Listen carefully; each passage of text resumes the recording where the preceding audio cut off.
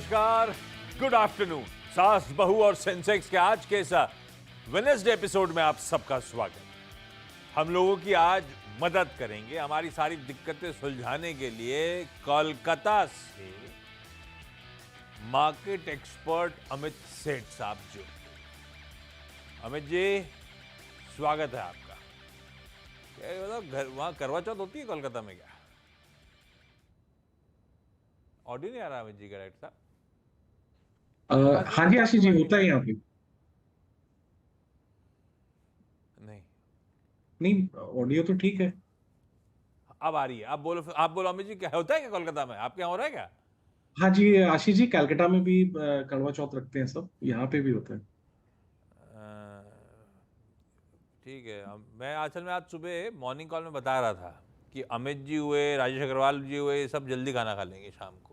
कोलकाता में सबसे पहले चांद दिखता है और सबसे लास्ट में मुंबई आते आते। मुंबई सबसे लास्ट चांद की साइटिंग होती है।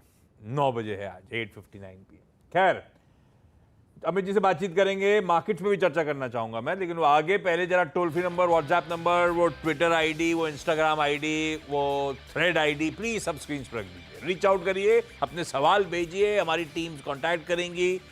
हम लोग इस शो में फिर आगे बातचीत करेंगे। मार्केट ठीक है, थोड़ा सा कॉशियस अंडरटोन कह लीजिए। 2 दिन पुल बैक था। कल फिन निफ्टी की एक्सपायरी के दिन थोड़ा सा जाते जाते वीकनेस आई थी, अदरवाइज लार्जली वो भी रेंज में फंस गया था। और आज एकदम फ्लैटिश नोट पे ट्रेड होता हुआ। हालांकि दिन के लो से समीकरण कुछ हद तक सुधरते हुए आपको आपकी स्क्रीन पे नजर आएंगे। निफ्टी एक समय 60 पॉइंट मेरे ख्याल से दबाव में था। 19,020 आज का, हाँ 19,020 आज का लो था। तो वहां से अब हम 50-30-40 पॉइंट ऊपर ट्रेड करते हुए।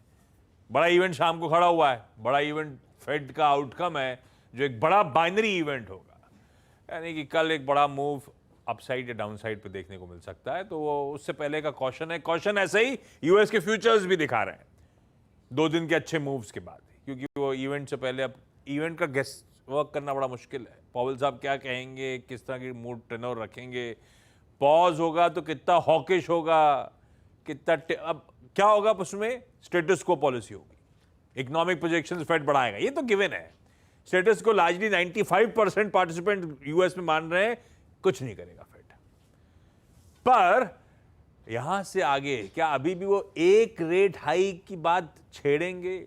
वो लॉन्गर पॉज की जो बात बार बार कर रहे हैं, उसका मायने क्या है? वो डॉट प्लॉट बताएगा हमको एफओएमसी मेंबर्स क्या कह रहे हैं, तो वो सब इंपॉर्टेंट हो जाएगा। खैर, अपन सवाल जवाब की सिलसिले की शुरुआत कर देते हैं क्विकली, क्योंकि इस शो में आगे कल्याणी सील्स के मैनेजिंग डायरेक्टर आर के गोयल साहब भी जुड़ने वाले हैं। तो गोयल साहब से जरा उनके रिजल्ट्स पे चर्चा होनी है, इसलिए क्विकली सबको दिखाइए स्क्रीन पे। आज जयपुर, आज चेन्नई और अहमदाबाद जाना है। शुरुआत जयपुर से और कुसुम गोस्वामी जी स्क्रीन पे। कुसुम मैम नमस्ते, गुड आफ्टरनून। कुसुम मैम, जयपुर में कब से आप शेयर बाजार से जुड़े हो कुसुम मैम? हाँ जी, कितना समय हो गया शेयर बाजार से जुड़े हुए, इक्विटी से जुड़े हुए? 10 साल से ज्यादा हो गए। और कैसा रहा ये सफर 10 साल का? जयपुर पैसा आया? बहुत अच्छा रहा। बहुत अच्छा रहा, अरे वाह। तो कुसुम मैम, लंबी अवधि के लिए लेके रखते हो या ट्रेडिंग वेडिंग भी चलना शुरू हो गई? शुरू में तो मैंने ट्रेडिंग करी थी। हाँ, पर उसके बाद मैं इन्वेस्टर बन गई। मामला फंस गया था इसीलिए इन्वेस्टर बन गया, ऐसा था क्या? हाँ जी, मतलब लिया हुआ माल फंस गया था तो इन्वेस्टर बन गए, या सोच के इन्वेस्टर बने? हाँ, लिया हुआ माल फंस गया इसलिए इन्वेस्टर बन गई। और रख के फायदा हो गया। हाँ, परफेक्ट। अब क्या करते हो? अभी भी इन्वेस्टर हो या आप ट्रेडर ही हो गए फुल टाइम? नहीं, अभी मैं इन्वेस्टर बनी हुई हूँ। वेट कर रही हूँ कि इसमें कब मैं प्रॉफिट गेन करूँ। किस में? पहला सवाल कौन सा? पहला सवाल है मेरा कंप्यूटर एज मैनेजमेंट। हाँ, इसमें कैम्स ये, का। हाँ, हाँ, 150 शेयर है मेरे पास और 3,402 इसकी वो है खरीद का भाव। अय्या, और 1100 रुपए, 1150 रुपए का लॉस हो रहा है। हाँ, अब इसमें मैं क्या करूं? एवरेज करूं या क्या करूं इसको? हाँ अमित जी, यार 1,000-1,100 रुपए नीचे चल रहा है मेरी खरीद से, क्या? और पिटा ऑफलेट बड़ा है, क्या ये एवरेजिंग का समय आ गया है? करना चाहिए, नहीं करना चाहिए? स्टॉक में स्ट्रक्चर कैसा लगता है आपको? मैं लंबी अवधि का निवेशक हूं, मेरे लिए रणनीति क्या हो जब मैं इतने लॉस पे बैठा हूं? ऑलरेडी 150 क्वांटिटी है मेरे पास। आशीष जी, पहले आपको नमस्कार और सभी को नमस्कार। इसका structure basically Ashish ji camps का वीक है। स्टॉक अगर हम मंथली चार्ट्स, क्योंकि काफी अच्छे खासे लॉस में बैठे हुए हैं ये, और थोड़ा लंबा स्ट्रक्चर देखना जरूरी है। ऑलरेडी 1100 रुपए का लॉस है, तो इमीडिएट मैं नहीं कहूंगा लॉस बुक करने का। ओवरऑल अगर इसका स्ट्रक्चर देखें तो कई दिनों से नीचे में 2000 और ऊपर में 2500-2600 की रेंज में स्टॉक फंसा हुआ है। तो वेट करें, यहाँ पे एवरेज ना करें। 2000 2050 के आसपास एक इसका बहुत ही स्ट्रॉन्ग सपोर्ट है। अगर एवरेज करना तो वहां करें, मुझे लगता है वो रेंज चार्ट पे होल्ड करनी चाहिए। तो फिलहाल थोड़ा सा वेट एंड वॉच करें, ऑलरेडी फंसे हुए हैं। अगर नीचे नहीं आता तो फिर सेल ऑन राइज की रणनीति रखें। अगर इनको 2500-2600 आने वाले 2-3 महीनों में अगर प्राइस मिलता है तो एग्जिट करने की कोशिश करें। बट फिलहाल एवरेज नहीं करना है, थोड़ा पेशेंटली वेट करें। ऑलरेडी लॉसेस में, तो मैं अभी बुक करने नहीं बोलूंगा। तो भाई अभी तो एवरेज भी नहीं करना है, अभी स्ट्रक्चर वीक है, दबाव बढ़ सकता है, लेकिन 2000-2050 के आसपास के जोन जो हैं उनमें आप चाहें तो क्यों, और मौजूदा भाव में जो लिया हुआ मौजूदा माल है उसे छोड़ना भी नहीं है, क्योंकि अच्छा खासा लॉस हो रहा है। अभी होल्ड करेंगे, वो लेवल जो अमित जी सुझा रहे हैं उन लेवल्स के आसपास आएगा तब ऐड करने की सोचेंगे। चेन्नई से विजया मैम स्क्रीन पे। Vijaya ma'am, good afternoon. Vijaya ma'am, आप गुड क्या आफ्टरनून करते हो चेन्नई में, और कितना समय हो गया शेयर बाजार से जुड़े आपको भी मैम? सर। हम 3-4 बार मिल चुके हैं। मैं 15 साल से कर रही हूँ ये। हाँ, वो अभी मैंने देखा नहीं था स्क्रीन पे, अभी देख के यस रियलाइज हुआ अपनी तो मुलाकात हुई लगता है। Yes sir. ओके, आज कौन सा आप सवाल है विजया मैम? सर, मेरे पास बैंक ऑफ इंडिया के शेयर है, 95 के रेट से है सर। 100 शेयर है बैंक ये। ऑफ, हाँ ये डिविडेंड भी अच्छा देता है, 2.04। हाँ और इसका जो फेस वैल्यू भी सर 10.800 है, और मार्केट कैप भी इसका अच्छा है, 40,132 करोड़ सर। हाँ। तो इसका क्या करें सर? और शेर खान ने इसका टारगेट सर 120 दिया है सर। तो इसका क्या करें, रखें या सेल करें? ये सब होमवर्क पहले से कर रखा था या शो में आने से पहले करा? नहीं सर, पहले से करके फिर मैंने लिया इसको। 40,000 करोड़ का मार्केट कैप, यस 10 रुपए की फेस वैल्यू, और डिविडेंड देता है 2% के आसपास यील्ड, है ना? Yes sir. और आपने लिया था लंबी अवधि के लिए या ट्रेडिंग के लिए? सर, लंबी अवधि के लिए, काफी टाइम हो गई। क्यों लिया था? शेर खान के कहने पे लिया था या किसी और के नहीं सर, नहीं, ये मैंने पढ़ के, ये सब आपका शो सब देख के ही और स्टडी करके ही लेती हूँ मैं सर। और शेर खान कह रहा है 120 जाएगा। हाँ ओके। भाई अमित जी, आप क्या कह रहे हो? 3-4 रुपए ऊपर चल रहा है, लंबी अवधि के लिए लिया हुआ है, तेजी आएगी क्या इसमें? और जी मैम, पहले तो पीएसयू बैंक्स सारी एज अ इंडेक्स काफी अच्छा कर रहा है, वहां पे आउट परफॉर्मेंस है। पर्टिकुलरली अगर हम बैंक ऑफ इंडिया के स्ट्रक्चर को देखें तो यहाँ पे काफी लार्ज एक्यूमुलेशन पैटर्न से स्टॉक बाहर आया है। लगभग 94-95 इसका ब्रेकआउट जोन था। उसके बाद स्टॉक ने हल्का ऊपर जाके पुल बैक किया और करंटली एक ब्रेकआउट रिटेस्ट कर रहा है। स्ट्रक्चर काफी पॉजिटिव है, काफी अच्छा है। आपने 95 रुपीज में लिया है, मेरी राय ये रहेगी कि आप 92-93 का एक स्टॉप लॉस लगाएं इसमें और बने रहें। आशा करता हूँ जिस हिसाब से स्ट्रक्चर है इसमें आने वाले दिनों में हम एक अच्छा अपटिक देखेंगे, तो बने रहें। काफी अच्छा स्टॉक है और स्ट्रक्चर भी काफी पॉजिटिव है। अच्छा है, स्ट्रक्चर पॉजिटिव है, तेजी पकड़ेगी तू। 92-93 पे लगाइए स्टॉप। ठीक है मैम, विजया मैम, कोई दिक्कत नहीं है, इसे होल्ड करना है अपने को। शायद आप सही कह रहे हो, तेजी और अच्छी आएगी, वो लक्ष्य उनके जो है वो अलग बात। अमित जी भी कह रहे हैं होल्ड करना है इसको। अहमदाबाद से पायल जी जुड़ती हुई। पायल मैम, गुड आफ्टरनून। पायल मैम, आप क्या करते हो अहमदाबाद में, और ऐसी हमेशा मुस्कुराते हो क्या आप? हाँ जी। अरे वाह, बढ़िया स्माइलिंग फेस, जब से पैनल में दिख रहा हो आप से स्माइल ही कर रहे हो। पायल मैम, कितने समय हो गया शेयर बाजार में? कम से कम 2 साल, मतलब आफ्टर कोविड मैंने चालू किया है। और क्यों चालू किया, मतलब क्या रीजन था? इंटरेस्ट पहले से था या ऐसा कुछ समीकरण बदले कि आप शेयर बाजार में थोड़ा क्या बहुत हुआ? इंटरेस्ट, क्योंकि सीएनबीसी मेरे घर में हर रोज सुबह चलता है, तो मुझे मतलब थोड़ा थोड़ा इंटरेस्ट आने लगा। मेरे हस्बैंड करते हैं, हाँ। तो धीरे धीरे मैंने भी चालू किया, और कोविड के बाद इंटरेस्ट देना चालू कर दिया। वाह, हस्बैंड अच्छा काम करते हैं जो सुबह सुबह लगाते हैं, और मतलब नीरज वाजपेयी को देखते देखते आपको इंटरेस्ट जाग गया है इस चैनल में। नीरज आपको भी वाजपेयी, देखते वीरू, इन हैं। सबको। बढ़िया। तो अब आप आशीष जी आपको भी देखते हैं। ये तो आप साथ में बैठे हो इसलिए बोल रहे हो। अच्छा ये बताओ, आप 2 साल से कैसे कर रहे हो? हस्बैंड मदद कर रहे हैं, इंडिपेंडेंटली खुद ही कॉल ले रहे हो, खुद ही ट्रेड कर रहे हो? ट्रेड करते हो कि इन्वेस्ट करते हो? नहीं है, नहीं इन्वेस्ट करती हूँ, लंबी पहले से अवधि। इन्वेस्ट ही करती हूँ। और अच्छा। हस्बैंड, हाँ लंबी होती है, पायल मैम, हस्बैंड पहला ही सवाल फिर कौन सा है करते आज के लिए? लंबी अवधि का क्या लिया हुआ है? हैं। मैंने स्टाइरेनिक्स परफॉर्मेंस लिया हुआ है, मेरे पास 70 है, 70 क्वांटिटी है, रेट है 1223 से, अभी तो 1378 चल रहा है। हाँ। तो मुझे क्या करना चाहिए? एवरेज करना चाहिए, होल्ड करना चाहिए कि फिर? आपकी 70 क्वांटिटी 1223 की खरीद, 1390 पे। डायरेक्टर साहब पता नहीं अपने होगा नहीं होगा, स्टायरेनिक्स परफॉर्मेंस मटेरियल्स नाम से आपको नजर आएगी। है क्या? STYRENIX, देखिएगा, हो तो फायर करिए। ये कहां से आइडिया है स्टायरेनिक्स का? हमारे डायरेक्टर साहब तो ढूंढ ही नहीं पा रहे स्टॉक। मेरे हस्बैंड के पास थे वो stocks, okay. Styrenics performance. Specialty chemicals, ठीक है। पिछले कुछ दिनों में बहुत बढ़िया प्राइस वॉल्यूम एक्शन में दिखा नहीं पा रहा हूं आप लोगों को क्योंकि हमारे यहाँ चार्ट एडिट नहीं। डायरेक्टर साहब ऐड कर रही है इस चार्ट को आगे चल के। भाई स्टायरेनिक्स में अमित जी आप तो देख पा रहे होंगे, बढ़िया प्राइस वॉल्यूम एक्शन पिकअप हो रहा है। इन्होंने ले रखी 70 क्वांटिटी, ट्रेड बढ़िया ग्रिप में है, प्रॉफिट में पोजीशन। क्या करना चाहिए? जी मैम, स्ट्रक्चर इसका पॉजिटिव है। यहाँ पे भी एक्यूमुलेशन पैटर्न से स्टॉक बाहर आया है और हमने यहाँ पे जो प्राइस का मूव देखा है वहाँ पे वॉल्यूम पार्टिसिपेशन भी है, तो इसमें बने रहे। इन लेवल्स में ऐड करने के लिए इसलिए नहीं कहूँगा कि थोड़ा सा मूविंग एवरेजेस से दूर है तो कभी पुल बैक आ सकता है। 1387 का प्राइस है, आप लगभग 1335-40 के स्टॉप लॉस के साथ इसमें बने रहे। जिस हिसाब से वीकली चार्ट्स पे स्ट्रक्चर है, आशा करता हूँ कि यहाँ पे एक डिसेंट मूव हमें देखने मिलेगा। अरे वाह भाई साहब, अच्छा चार्ट स्ट्रक्चर बढ़िया मजबूत है और अच्छे अपटिक्स देखने को मिलेंगे। पिछले कुछ दिनों से ऑलरेडी शायद आप लोग एंजॉय कर रहे हैं कुछ अच्छे मूव्स। बने रहिए स्टॉक में। कुसुम मैम, अगला सवाल। अगला सवाल मेरा, लो, कुसुम मैम का फ्रेम फ्रीज हो गया। अच्छा चलिए विजया मैम, अगला सवाल। मेरे पास रेडियंट कैश के 125 शेयर है सर, 99 रुपीज के भाव से। हाँ। पहले इसका रेट सर 102 रुपए तक, 103 102 रुपए तक गया था, पर हाँ। बाद में ये कम हो गया है।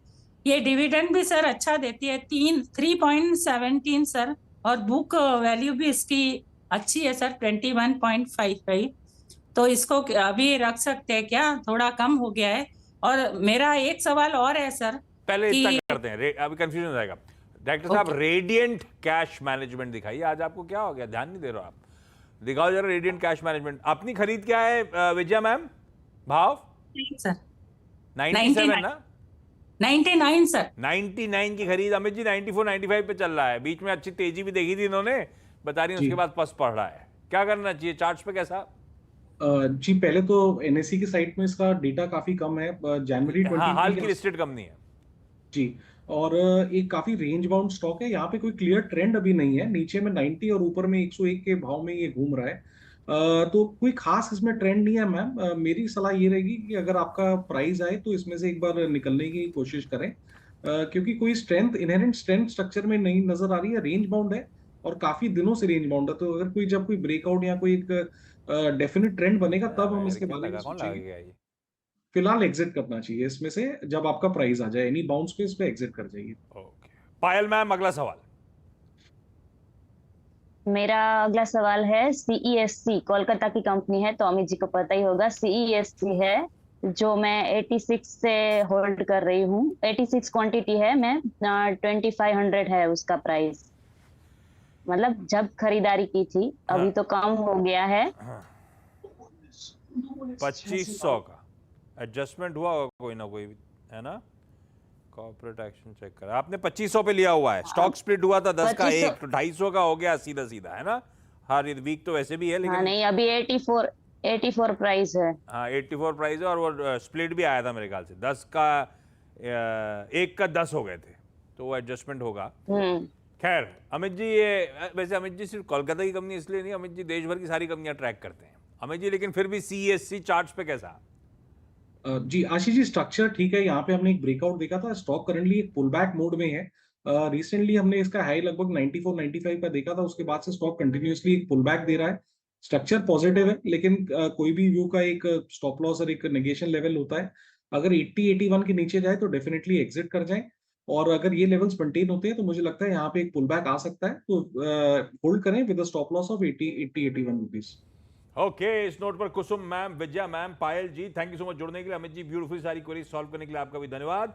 टाटा मोटर्स के अक्टूबर सेल्स के नंबर स्क्रीन पे एक्सपेक्टेशन से थोड़े बेहतर है, मेरे ख्याल से 900-800 यूनिट एक्सपेक्टेशन से बेहतर थे। कुल बिक्री का आंकड़ा वो आपकी स्क्रीन पर जाएगा टोटल सेल्स का, लेकिन ठीक है, स्टॉक सबड्यूड है। टाटा मोटर्स के मेरे ख्याल से कल रिजल्ट आने, कल ऑलरेडी तेजी दिखा रहा था खबर पे, कल नंबर्स आने, उस बीच आज ऑटो सेल्स के नंबर्स पे एकदम फ्लैट ट्रेड करता हुआ। लेकिन चलिए, कल्याणी स्टील्स बोर्डरूम का समय, मैनेजिंग डायरेक्टर आर के गोयल सर आपको आपकी स्क्रीन पर नजर आएंगे।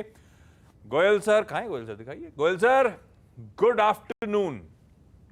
Good afternoon. अच्छा, रिजल्ट्स एक बार प्लीज स्क्रीन पे दिखाइएगा।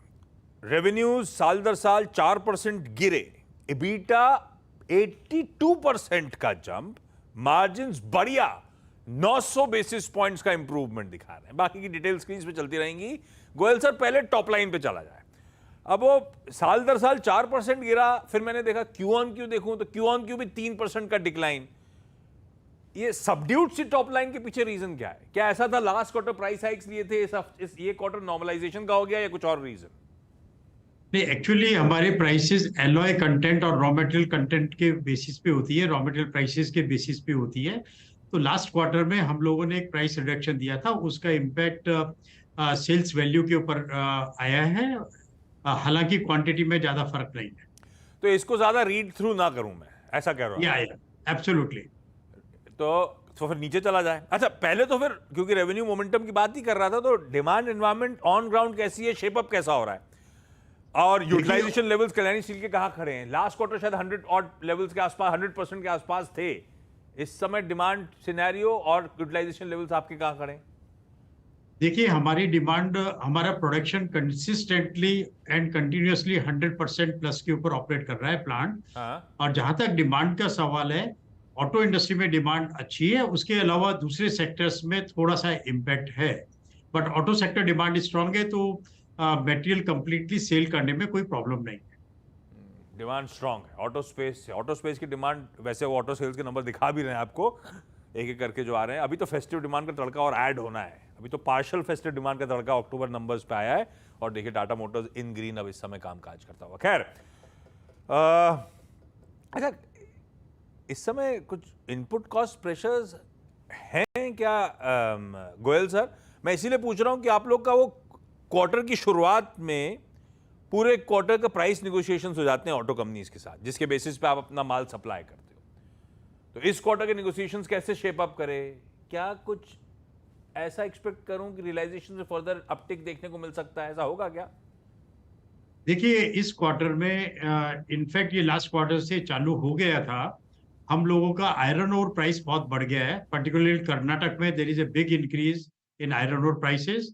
आयरन ओर की अवेलेबिलिटी का भी इशू है और क्वालिटी का भी इशू है।